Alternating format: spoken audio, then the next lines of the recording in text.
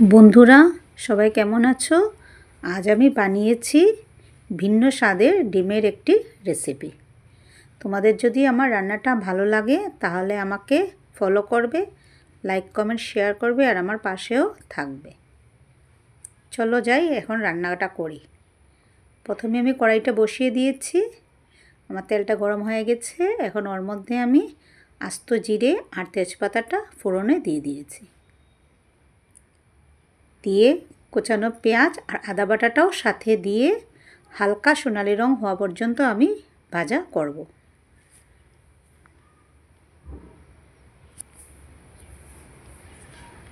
এখন আমার পেঁয়াজটা ভাজা হয়ে গেছে। ওর মধ্যে আমি হলুদ, নুন, জিরে আর বেটে রাখা মরিচটা দিয়ে দেব।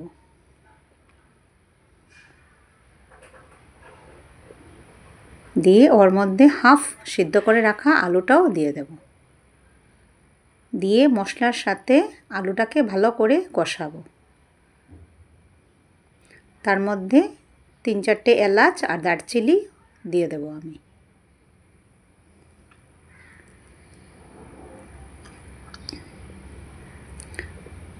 অল্প জলও দিয়েছি যাতে আলুটা ভালো করে সফট হয়ে যায়। আমার মশলা আলু সব কিছু কষানো হয়ে গেছে। এখন ওর মধ্যে পরিমাণ মতো ফুটানো জলটা আমি দিয়ে দিয়েছি। দিয়ে ফুটে উঠলে পরে আমি ওর মধ্যে মটরশুঁটিগুলো দিয়ে দিয়েছি।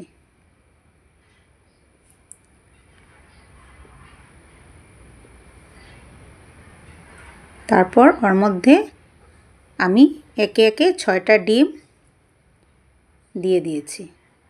দিয়ে স্টিম কমিয়ে ঢেকে রেখে দেব যাতে ডিমগুলো সিদ্ধ হয়ে যায়।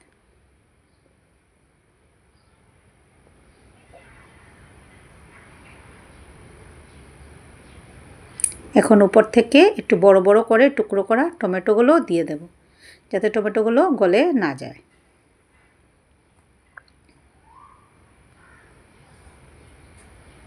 দিয়ে আলতো হাতে নাড়াচাড়া করে আমি আবার ঢেকে দেব। উপর থেকে ভাজা জিরের গুঁড়োটা আমি দিয়ে আমার রান্নাটা কমপ্লিট হয়ে গেছে।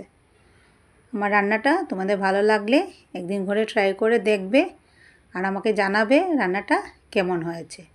রুটির সাথে খেলে গ্রেভিটাকে আরটু শুকিয়ে নেবে আর ভাতের সাথে খেলে এরকম ঝুলঝুল করে রাখবে।